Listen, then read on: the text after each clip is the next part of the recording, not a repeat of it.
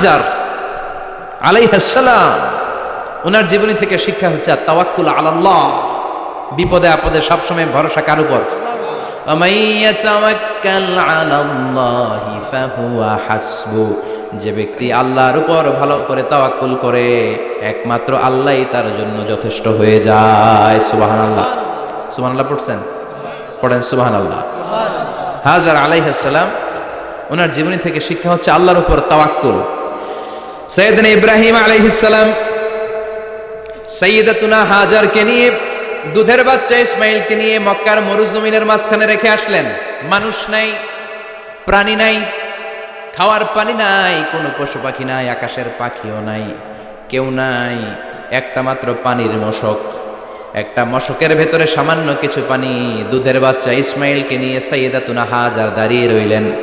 কোনো কথা না বলে বিবি আর বাচ্চাকে রেখে চলে যাচ্ছেন। চোখের পানি ছেড়ে সাইয়্যিদাতুনা হাজার ডেকে বললেন, ইব্রাহিম একটু দাঁড়াও। কথা নাই, বার্তা নাই, কিছুই বললা না। কি আমার অপরাধ? কেন এই ধুধুমরু প্রান্তরে আমাকে দুধের বাচ্চাটারে রেখে গেলা?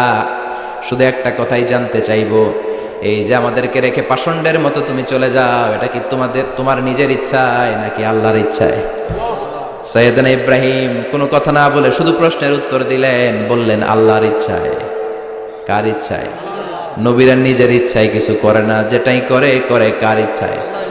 সাইয়্যিদাতুনা হাজার বললেন, ইদান লা ইউদাইয়ুনাল্লাহ, তোমার ইচ্ছায় যদি আমাদেরকে রেখে না যাও, আল্লাহর ইচ্ছায় যদি রেখে যাও, তাহলে আমার ভরসা আছে আল্লাহ আমাদেরকে নষ্ট হতে দিবে না, আল্লাহ আমাদেরকে কোনো কষ্ট দিবে না, আমার আল্লাহই আমার জন্য যথেষ্ট। সুবহানাল্লাহ। আপনারে মায়েরা যারা আছেন, আপনাকে আর আপনার দুই সন্তানকে নিয়ে আপনার স্বামী সিলেটের হাকালুকি হাওরের মাঝখান দিয়ে রেখে আসছে। কি করবেন? পিছনে পিছনে দৌড়াবেন, গালাগালি শুরু করবেন। যদি বলে আল্লাহর ইচ্ছায় তোমারে রেখে গেলাম, জীবনেও মানতে চাবেন না, বলবেন তোরেও বাদ দিলাম, তোর আল্লাহরেও বাদ দিলাম। আছে না নাই? কিন্তু সাইয়্যিদাতুনা হাজার কেমন নারী ছিলেন, একটা টু শব্দ করেন নাই। শুনতেছেন? কেন ইমাজিন, কল্পনা করতে পারেন? ধুধুমরু প্রান্তর, খাওয়ার কিছু নাই, পান করার কিছু নাই, কথা বলার মতো একটা মানুষ নাই, রৌদ্রের তাপ মরুভূমির বালুর উপরে এমন ভাবে পড়ে। সৌদি আরবের মরুভূমি যারা দেখেছেন, প্রচন্ড বালুর মধ্যে চাল রেখে দিলে চালগুলো মুড়ি হয়ে যায়। ওই প্রচন্ড মরুভূমির মধ্যে দাঁড়িয়ে বললেন, যদি আল্লাহর ইচ্ছা হয়, আমার আল্লাহ আমার জন্য যথেষ্ট। ঠিকই আল্লাহ যথেষ্ট হয়েছেন। এই মহিলাকে দিয়ে মক্কা আবাদ হয়েছে। মক্কায় কোনো মানুষ থাকতো না, এখন মক্কায় গেলে জায়গা পাওয়া যায় না।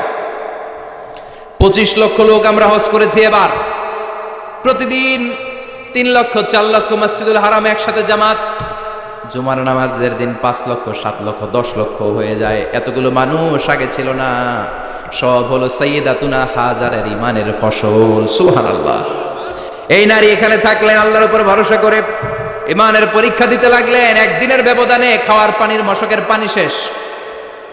ইসমাইল আলাইহিস সালামের পায়ের ধাক্কায় জমজমের পানি এলো। জুরহুম নামক একটা গোত্র যাচ্ছিল, তারা এসে ওনার হাতে মুরিদ হলো। সুবহানাল্লাহ। তারা এসে বলল, আমাদেরকে শুধু জমজমের পানি খেতে দেন, আপনি যা বলবেন সব আমরা মেনে নিলাম। শুরু হলো মক্কার আবাদ। হাজার হাজার মানুষ বাড়তে শুরু করলো, মক্কা শহরের এক্সপানশন হলো। গোটা বিশ্ব থেকে লক্ষ লক্ষ মানুষ এখন মক্কার দিকে ছুটে চিল্লায় বলেন, ঠিক কিনা? এজন্য আমার মায়েরা অনেক লম্বা জীবনী, তার একটা ঘটনাই বললাম। সাইয়্যিদাতুনা হাজার, ওনার জীবনী থেকে আমার মায়েদের বোনেদের জন্য শিক্ষা, তাওয়াক্কুল আলাল্লাহ।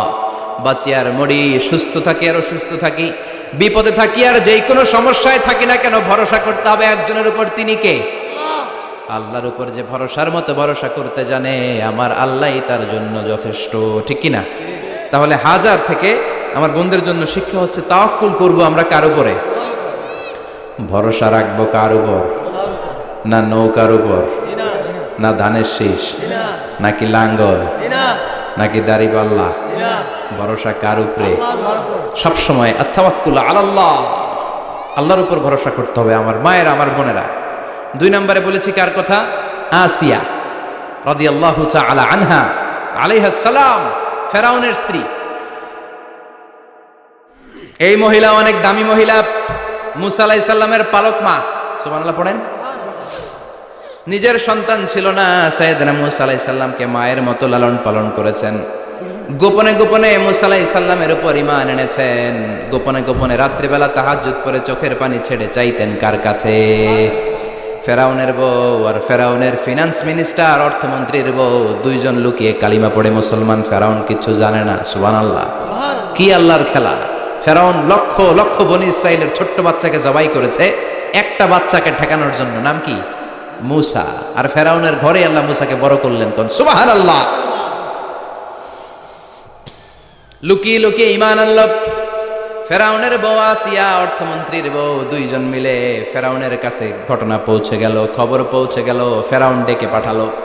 দুধের বাচ্চাকে নিয়ে ফেরাউনের অর্থমন্ত্রীর বউ হাজির।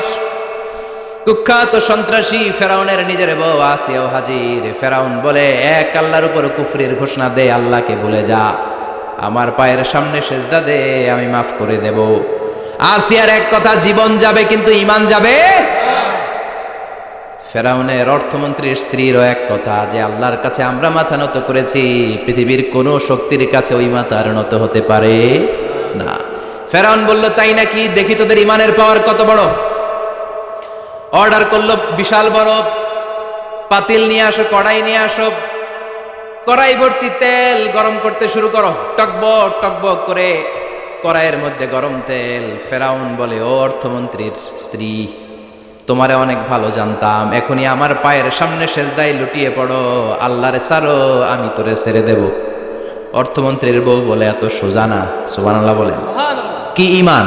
ঈমানের পথে অবিচল থেকে আমার মরণ যেন হয়, তোমারই কাছে মিনতি আমার, তোমারই কাছে মিনতি আমার, মহামহিম দয়াময়,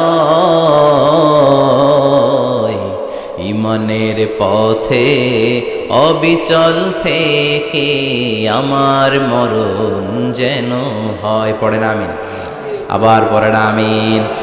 এক কথা, আল্লাহর সামনে মাথা নত করেছি, কারো সামনে করব না। ফেরাউন অর্ডার দিল, এই মহিলার দুধের বাচ্চাটারে টান দিয়ে আন, টকবক তেলের মধ্যে, কড়াইয়ের মধ্যে গরম তেলের মধ্যে ছেড়ে দে।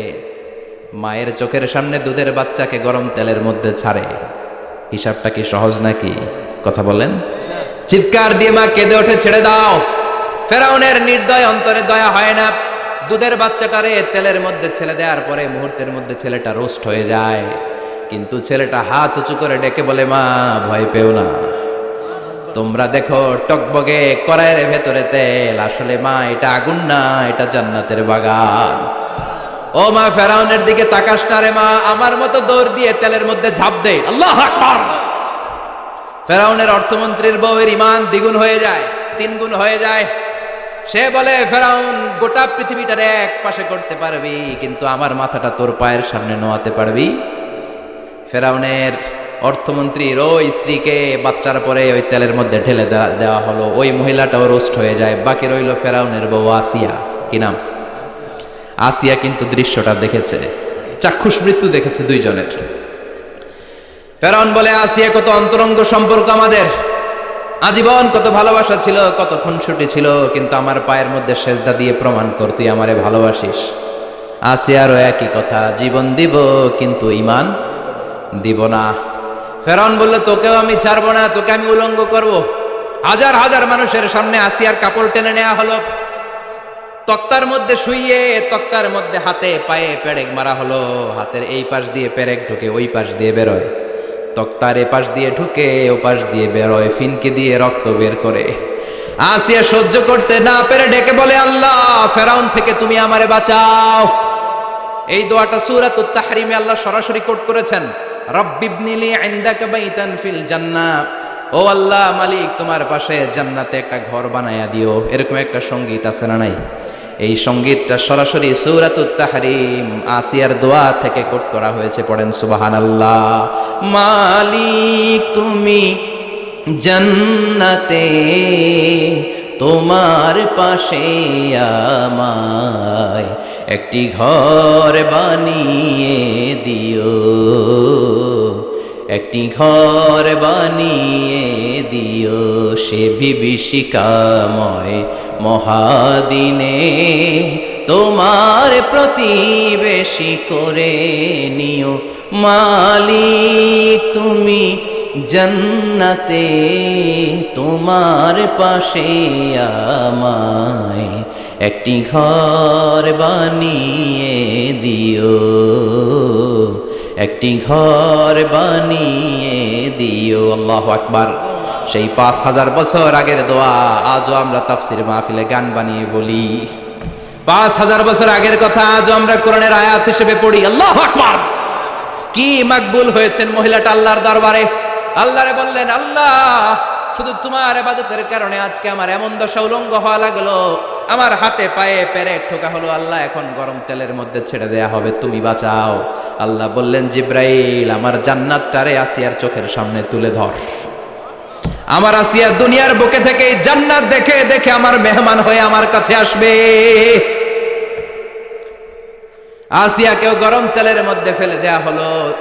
দুনিয়ার বুকে থেকে জান্নাতের নমুনাটা দেখতে দেখতে সাইয়েদাতুনা আসিয়া আল্লাহর কাছে চলে গেলেন। পড়েন আল্লাহু আকবার।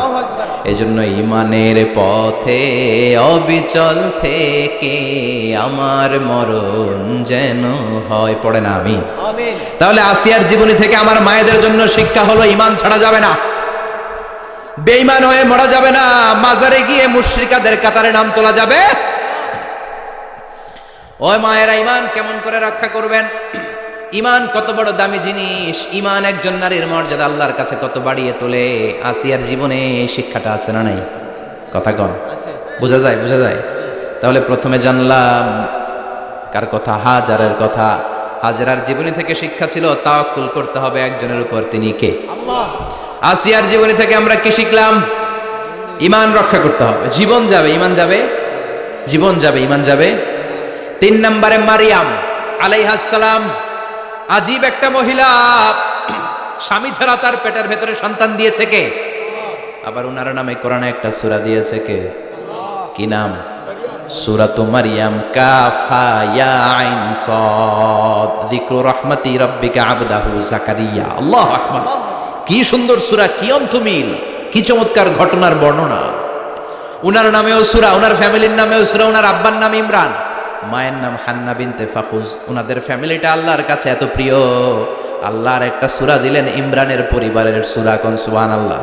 কোরআনের 3 নাম্বার সূরা, সূরাতু আলে ইমরান। কি নাম? সূরাতু। আবার কোরআনে আল্লাহ ওনাকে বলেছেন সিদ্দিকা, মানে সত্যবাদী নারী। আবার আল্লাহ বলেছেন ওয়ালাইসা যাকারু কাল উনসা, এটা এমন মেয়ে কোন পুরুষ এই মেয়ের মতো হতে পারে?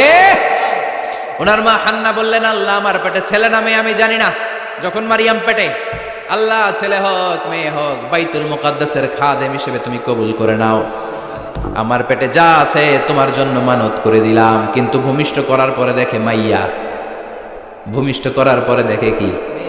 মেয়ে। ভাবছিল ছেলে, ছেলে হইলে খাদেম হবে, এখন মেয়ে। আল্লাহ বলে চিন্তা করো না, সাধারণ মেয়ে না। ওয়ালাইসা যাকারু কাল উনসা, এটা এমন মেয়ে কোন ছেলেরাও এই মেয়ের মতো হতে পারে। এই মেয়েকে দিয়ে দেওয়া হলো।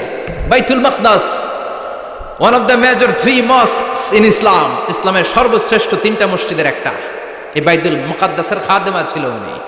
মসজিদ ক্লিন করতো আর ইবাদত করতো, ইবাদতে মশগুল হয়ে থাকতো, পাগল পাড়া হয়ে থাকতো, চক্ষু বন্ধ করে আল্লাহর কথা স্মরণ করতো। মর্যাদা আল্লাহ তো বাড়িয়ে দিলেন, আনসিজনাল যত জান্নাতি ফল সব সামনে এসে হাজির হয়ে যেত। ওনার খালু জাকারিয়া এসে বলতেন, আন্না লাকে হাযা, ও মারিয়াম এই ফল তো এই সিজনে ফিলিস্তিনে নাই, পাইলা কই? তিনি বলতেন, হুয়া মিন ইনদিল্লাহ, রব্বুল আলামিন জান্নাত থেকে ফলের ব্যবস্থা করেছে। কোরআন সাক্ষী, আন্না লাকে হাযা, কোত্থেকে এই ফ্রুট পাইলা? আনসিজনাল, এটা তো এখানে নাই। উনি বললেন, হুয়া মিন ইনদিল্লাহ, ইন্নাল্লাহ ইয়ারযুকু মান ইয়াশাউ বিগাইরি হিসাব, আল্লাহ এরকম যারে চায় বিগাইরি হিসাব রিজিক দিয়ে থাকে। সুবহানাল্লাহ বলেন। সব সময় আল্লাহর ইবাদত, সব সময় তাহাজ্জুদ, সব সময় জিকির করতেন, লা ইলাহা ইল্লাল্লাহু মুহাম্মাদুর রাসূলুল্লাহ। ওনার পুরো জীবনের কোন মুহূর্ত আল্লাহর জিকির থেকে খালি যায় নাই, সব সময় ইবাদতে মশগুল, সব সময় কি? তার মানে মারিয়ামের জীবনী থেকে আমাদের শিক্ষা, আমার মায়েরা বোনেরা ইবাদতে মশগুল থাকতে হবে। কিন্তু দুর্ভাগ্যজনক হলেও সত্যি আমার বোনেরা জি বাংলা নিয়ে মশগুল থাকে। ওনারা মশগুল থাকে ঠিকই, তবে আবাদত নিয়ে না। কি নিয়ে? কথা কন। জি বাংলা কি এখনো দেশে চলে? স্টার জলসা এগুলো চলে, কিরণমালা এই সিরিয়ালগুলো চলে। নতুন সিরিয়াল আসছে, নাম কত কয়েকটা, ওয়াজ মাহফিলে বলা লাগবে আমাদের। কি নাম, কি চলে এখন জানো না তুমি? সর্বনাশ, পাগলের মতো মহিলাগুলো বসে থাকে, রাতে দেখতে না পারলে সকালে কাজা কাফার আদায় করে। আছে না নাই? কাজা আদায় করে ফেলে সকালে। খবরদার, জি বাংলা, স্টার জলসা, হিন্দি মুভি নিয়ে মশগুল থাকা যাবে না আমার বোনেরা। আপনিই পারেন আপনার ফ্যামিলিটারে জান্নাতে ফ্যামিলি বানাতে, আপনিই পারেন পরিবারটারে শান্তিময় করতে। নারী ভালো তো পরিবার ভালো। এজন্য মারিয়াম আলাইহিস সালামের জীবনী থেকে আমার বোনদের জন্য শিক্ষা। ঘরের সব কাজ শেষে অবসর যেই সময়টা পাবো, ইবাদতে মশগুল হয়ে যাব, ঠিক কিনা? ইবাদতে মশগুল থাকার দরকার আছে না নাই? তাহলে মারিয়ামের মতো আপনাদের মর্যাদাও বাড়িয়ে দিবে কে? কয়জনের জীবনী গেল, আর বাকি কয়জন শুনবেন? কষ্ট হচ্ছে? এরপরে বিশ্বনবীর প্রথম বউ খাদিজা। কি সুন্দর নাম, খাদিজা বললে ভালো লাগে না? প্রথম নারী যিনি কালিমা পড়ে ইসলাম ধর্ম গ্রহণ করেছেন, আমাদের আম্মা জান।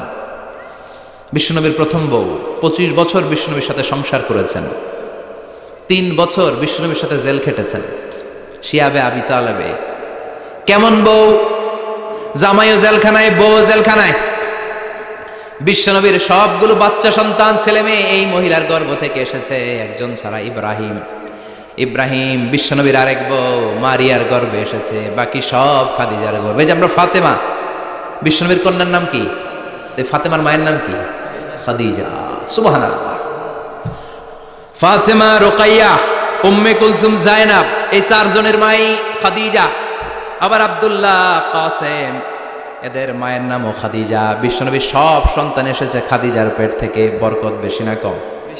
বিশ্বনবী ভয় পেলে খাদিজার কাছে গেলে ভয় কেটে যেত, সাহস যোগাতেন, শেল্টার দিতেন, ছাতার মতো মাথার উপরে দাঁড়িয়ে থাকতেন। আল্লাহু আকবার। বিশ্বনবী বলতেন, রুজিক তো হুব্বাহা, খাদিজার ভালোবাসা আমার অন্তরে আল্লাহ রিজিক হিসেবে দিয়েছে। আবার বিশ্বনবী বলতেন, আল্লাহ যেই কিয়ামতের দিন বন্ধু বন্ধুরে চিনবে না, ভাই ভাইরে চিনবে না, কেউ কাউরে চিনবে না, ওই কঠিন দিনে আমি আমার খাদিজারে যেন ভুলে না যাই, আমার খাদিজারে যেন দেখা মাত্রই চিনতে পারি এটা আমার খাদিজা। খাদিজাকে নিয়ে মা আয়েশা একদিন একটা কটু কথা বলেছিল। ও নবী, কবে আপনার এই বুড়ি মহিলা, বুড়ি বউ খাদিজা ইন্তেকাল করেছে, তারপরে কত সুন্দরী সুন্দরী বউ আমরা এসেছি, আমার ভালো লাগে না? খালি বুড়ির কথা কন কেন? খালি ওই বুড়ির কথা স্মরণ করেন। আমরা আছি, আমাদের দিকে তাকান, আমরা কত সুন্দরী, আমরা কত ভালো। বিশ্বনবী রেগে গেলেন, মা আয়েশাকে এইভাবে ধরলেন। জীবনে কোনোদিন কোনো স্ত্রীর গায়ে হাত তোলে নাই, শুধু ওই দিন মা আয়েশাকে এইভাবে ধরেছিলেন আর বলেছিলেন, আয়েশা খবরদার, জীবনে এই কথা বলবা না। আমার খাদিজা আমার বিপদের দিনের সঙ্গিনী, তোমরা আমার সুখের দিনের সঙ্গিনী। তোমরা কেউ আমার সাথে জেল খাটো নাই, খাদিজা আমার সাথে জেল খেটেছে 3 বছর। কয় বছর? খাদিজা যখন ইন্তেকাল করলো, বিশ্বনবী কবর দিলেন, দোয়া করলেন আর কাঁদলেন। সাহাবারা দোয়া শেষে চলে যায়। আবু বকর বললেন, নবী কবর দেয়া হলো, খাদিজাকে দোয়া করা হলো, এবার চলেন। বিশ্বনবী তবুও যান না। বিশ্বনবী বললেন, আবু বকর তোমার মনে চাই তুমি ঘরে ফিরে যাও, আমি যাব না, আমি দাঁড়িয়ে থাকবো। খাদিজার কবরের 3টা প্রশ্নের জবাব আমি বিশ্বনবী দিয়ে তারপরে ঘরে ফিরে যাব। সাইয়েদনা জিবরাইল এসে বললেন, নবী আর কান্না করবেন না, আর দাঁড়িয়ে থাকবেন না, আর বায়না ধরবেন না, বন্ধুর সাথে চলে যান। খাদিজার কবরের 3টা প্রশ্নের জবাব নিয়ে আপনার টেনশনের দরকার নাই। টেনশন কার? আপনি তাড়াতাড়ি চলে যান। আপনার স্ত্রী খাদিজা যদি কবরের 3টা প্রশ্নের জবাব দিতে কোনো ভুল করে ফেলে, আরশের উপর থেকে আল্লাহ নিজেই জবাব দিয়ে দিবে। আল্লাহু আকবার। কি মহিলা ছিল! বিশ্বনবীকে সবসময় আগলে রেখেছে, শেল্টার দিয়েছে। প্রতিভক্ত ছিল, খাবার নিয়ে বিশ্বনবীর জন্য এদিক সেদিক যেতেন। বিশ্বনবী না আসলে খেতেন না। বিশ্বনবীকে কলিজার চাইতো বেশি ভালোবাসতো, পতি যা বলবে তাই শুনতো। ও মায়েরা, খাদিজাতুল কুবরার জীবনী থেকে আপনাদের জন্য শিক্ষা হলো পতিভক্তি। কি ভক্তি? এখন পতিভক্তি নাই, আমরা করি নারী ভক্তি। এখন নারী নির্যাতন কমে গেছে বাংলাদেশে, বেড়ে গেছে পুরুষ নির্যাতন। কথা কন। এখন আমরা ভক্তি করা লাগে। আমরা ভক্তি না করলে ঘরে খাওয়ান নাই, এরকম ঝামেলা আছে না নাই? কথা বলেন। আপনাদের নাগাইশের মহিলারা অনেক ভদ্র, নাগাইশের মহিলারা নিশ্চয়ই পতিকে অনেক ভক্তি করে। মায়েরা, বোনেরা, আপনার স্বামী যদি আপনার উপর নাখোশ থাকে, আপনার এবাদত আপনাকে বাঁচাতে পারবে না। বিশ্বনবী ফাতিমাকে বললেন, ফাতিমা তুমি বিশ্বনবীর মেয়ে হতে পারো, কিন্তু আলী যদি তোমার উপর নাখোশ থাকে তোমার সব শেষ, সব শেষ। আবার বিশ্বনবী বললেন, আমি যদি এক আল্লাহ ছাড়া কারো সামনে মাথাটা নত করার বিধান দিতাম, এক আল্লাহ ছাড়া যদি কাউকে সেজদা করতে আমি বলতাম, আমি দুনিয়ার সব নারীদের বলতাম স্বামীর পায়ে সেজদা দিয়ে পড়ে থাকো। কি সম্মান আল্লাহ দিলেন স্বামীকে। আপনার জান্নাত আপনার স্বামীর ভেতরেই। স্বামীকে সন্তুষ্ট করেন, স্বামীর আনুগত্য করেন, দেখবেন ফ্যামিলিটা সুন্দর হবে।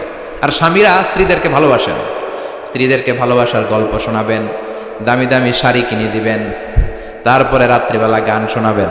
আধরাতে যদি ঘুম ভেঙে যায়, মনে পড়ে মোরে প্রিয়, চাঁদ হয়ে রব আকাশের গায়ে, বাতায়ন খুলে দিও। এই গানগুলো শুধু বউয়ের গান, শালীর গান না, বাবির জন্য না, চাচাতো বোনের জন্য না।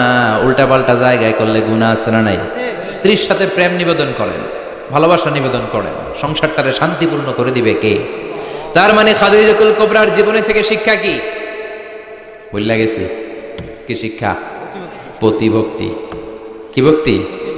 স্বামীকে ভক্তি করা লাগবে, তা না হলে জান্নাত নাই। এরপরে বিশ্বনবীর একমাত্র কুমারী বউ নাম কি? আয়েশা।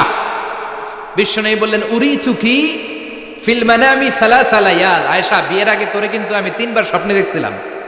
সুবহানাল্লাহ কইবেন না? বড্ড খুশি হয়ে গেলেন আয়েশা। এরপরে বললেন, 3 বার স্বপ্ন দেখার পরে তোমার ব্যাপারে মনের মধ্যে কেমন কেমন যেন ভালো লাগে। তারপরে একটা ছোট্ট কাগজের মধ্যে, জান্নাতি কাগজ, রেশমি কাপড়ের মধ্যে তোমার চেহারাটা এনে জিব্রাইল বললেন, দেখেন নবী কেমন লাগে? আমি কইলাম ভালো লাগে। কার মেয়ে? আপনার বন্ধু আবু বকরের মেয়ে, বিয়ে করবেন নাকি? বিশ্বনবী বললেন, ও জিব্রাইল, তুমি যদি ঘটক হও, আল্লাহ যদি হয় কাজী, আমি মুহাম্মদ বিয়েতে রাজি। সুবহানাল্লাহ পড়েন। বিয়ে হয়ে গেল, কিন্তু ঘরে দামি ফার্নিচার নাই, টাকা পয়সাও তেমন নাই, কিন্তু আছে খালি সুখ। আছে কি? যেটা টাকা দিয়ে কিনা যায়। টাকা দিয়ে বাড়ি কিনা যায়, গাড়ি কিনা যায়, সুখ কিনা যায় নাকি? টাকা দিয়ে বিছানা কিনা যায়, বালিশ কিনা যায়, ঘুম কিনা যায় নাকি? কথা বলেন। এজন্য সুখ দেওয়ার মালিক কে? দোকানে সুখ পাওয়া যায়? নাকাইশ বাজারে তো সুখ বেছে না? ব্যস্ত নিয়ে যেতাম আজকে গাড়িতে করে। সুখ বেছে? কথা কন। সুখ পাওয়া যায় না। সুখ দেওয়ার মালিক একজন, তিনি কে? মা আয়েশা একমাত্র কুমারী বউ। আদর করে তিনি ডাকতেন হুমায়রা, আবার মাঝে মাঝে ডাকতেন ইয়া আইশু। আয়েশা না, আইশু, সংক্ষেপ। এত ভালোবাসতেন মা আয়েশাকে। মা আয়েশা গ্লাসের যেই জায়গা দিয়ে পানি খেতেন, বিশ্বনবী ওই জায়গায় মুখ লাগিয়ে পানি খেত। মা আয়েশা গোশতকে হাড্ডি ফেলে দিলে বিশ্বনবী ওই হাড্ডিটা নিয়ে চষতে শুরু করে দিত। এক বালতি থেকে পানি নিয়ে 2 জনে গোসল করত। আবার বিশ্বনবীর সাথে সাথে মাঝে মাঝে বায়না ধরতো, মাঝে মাঝে রাগও করতো। সুবহানাল্লাহ কোন? স্বামী স্ত্রীর মধ্যে একটু রাগ আছে না নাই?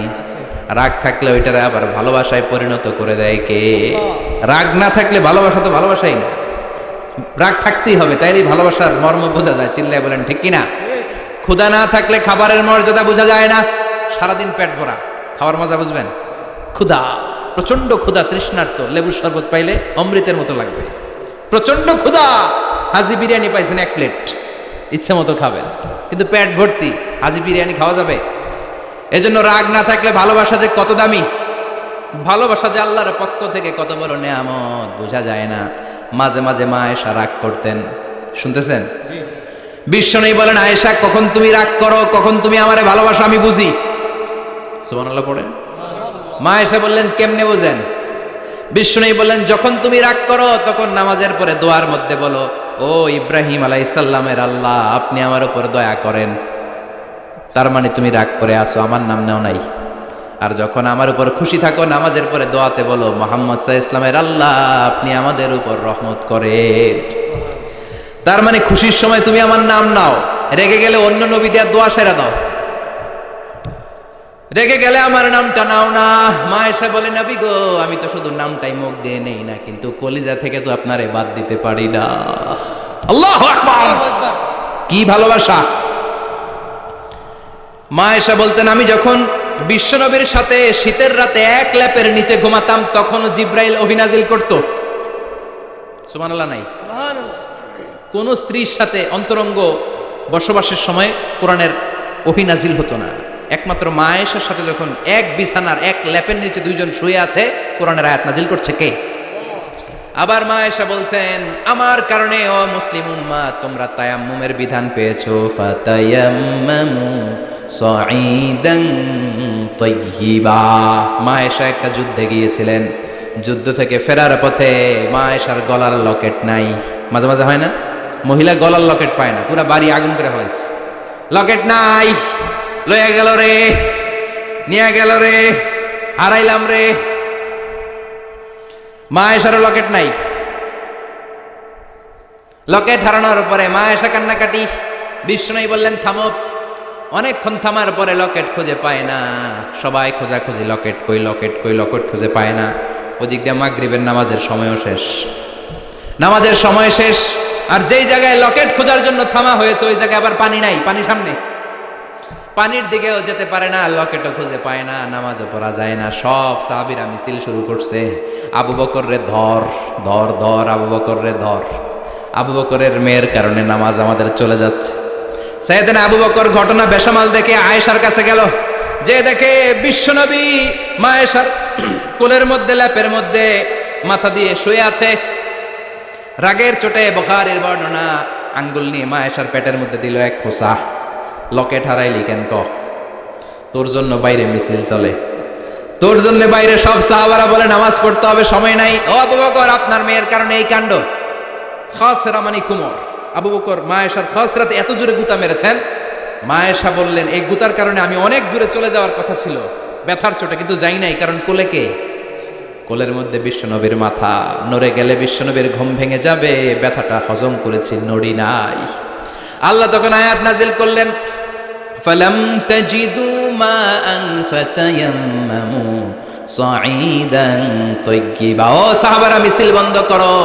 কোন নারীর বিরুদ্ধে মিছিল করো? এই নারীর সাথে তো বিয়ে আমি সরাসরি বিশ্বনবীর দিয়েছি। যাও, অজুর জন্য টেনশনে ছিলা, টেনশনের দরকার নাই।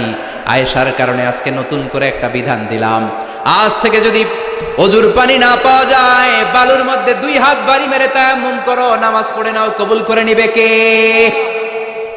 এই মা আয়েশার লকেট হারানোর কারণে তায়াম্মুমের বিধান নাজিল হয়েছে। কোন সুবহানাল্লাহ। এজন্য মা আয়েশা বলতেন, ও উম্মতেরা জেনে রাখো, এই যে তায়াম্মুম করো, এটা কিন্তু আমার কারণে পাইছো। সুবহানাল্লাহ কোন? আবার মা আয়েশা বলতেন, আমার কোলে মাথা রেখে বিশ্বনবী শেষ নিঃশ্বাস ত্যাগ করেছে, আবার আমার ঘরের মধ্যেই বিশ্বনবীর কবর। সুবহানাল্লাহ। বিশ্বনবীর কবরটা কিন্তু মা আয়েশার ঘরের মধ্যে। এখনো বিশ্বনবীর কবর যেই জায়গায়, এই জায়গায় মা আয়েশার ঘর ছিল। সুবহানাল্লাহ কোন? 2210টি হাদিস বর্ণনা করেছেন। কত? কথা কয় না? 2210টা ফ্যামিলির হাদিস বর্ণনার জন্য মা আয়েশাকে আল্লাহ তাআলা বিশ্বনবীর ট্যাপ রেকর্ডার বানিয়ে পাঠিয়েছেন। যাই বিশ্বনবী বলতেন, ট্যাপ রেকর্ডের মতো রেকর্ড করে সব সাহাবীদের কাছে বর্ণনা করতেন। কত কবিতা উনি নিজে জানতেন, নিজেই জানে না। কত মাসালা যে জানতেন তার কোনো হিসাব নাই। ইলমুল ফারায়েজ, বাপ মরলে ছেলে মেয়ে থাকলে কে কতটুকু সম্পদ পাবে, মা আয়েশার চেয়ে এই বিধান মদিনায় কেউ জানতো না। বিশ্বনবীর ইন্তেকালের পরে সাহাবাদের মধ্যে কোনো মাসালা নিয়ে কনফিউশন হলে সব সাহাবারা আম্মা জান আয়েশার কাছে এসে সলিউশন নিয়ে যেতেন। সুবহানাল্লাহ কোন? বিশ্বনবী যা বলেছেন সব মুখস্থ রেখেছেন, সব জ্ঞানের কথা ছড়িয়ে দিয়েছেন, সব সময় পড়াশোনা করতেন। সুবহানাল্লাহ। তার মানে মা আয়েশার জীবনী থেকে আপনাদের জন্য শিক্ষা হচ্ছে জ্ঞানার্জন, জ্ঞানানুরাগী হতে হবে। কি হতে হবে? জ্ঞানানুরাগী। বুখারীর বঙ্গানুবাদ পাওয়া যায়, কোরআনের বঙ্গানুবাদ পাওয়া যায়, ইসলামিক অনেক ভালো ভালো রাইটারের বই পাওয়া যায়, ঠিক কিনা? এগুলো পড়ার দরকার আছে না নাই? অনেকে বলে, হুজুর আমার ছেলেটা মোবাইল ছাড়া কিছু বোঝে না। কি কয়? মোবাইল ছাড়া কিচ্ছু বোঝে না। হুজুর মোবাইল দিলে ঠান্ডা, মোবাইল নিলে কান্দে, এরকম আছে না নাই? এর কারণ হাজব্যান্ড ওয়াইফ দুইটার কাছে সবসময় মোবাইল। কথা কন? বাবার কাছেও মোবাইল, মায়ের কাছেও মোবাইল। তো ছেলে মোবাইলের জন্য কাঁদবে না তো কি করবে? বাবার হাতেও যদি বই থাকে, মায়ের হাতেও যদি বই থাকে, ছেলে মোবাইল চাবে নাকি? ছেলেও চাবে বই, ছেলে চাবে কি? কথা বুঝতে পেরেছেন? এজন্য জ্ঞান অনুরাগী হতে হবে মা আয়েশার মতো। মা আয়েশা 2210টা হাদিস মুখস্থ করেছে, আপনি কয়টা করছেন? উনি পারলে আপনি পারবেন না কেন? মায়েরা শুনতেছেন তো? আশা করি আপনারা শুনতেছেন। তাহলে মা আয়েশার জীবনী থেকে আমরা শিক্ষা পেলাম জ্ঞান চর্চা করতে হবে। সর্বশেষ কোন নারী? কথা কন। ফাতিমা রাদিয়াল্লাহু তাআলা আনহা, বিশ্বনবীর কলিজার টুকরা। চাচাতো ভাই আলীর সাথে বিয়ে হলো।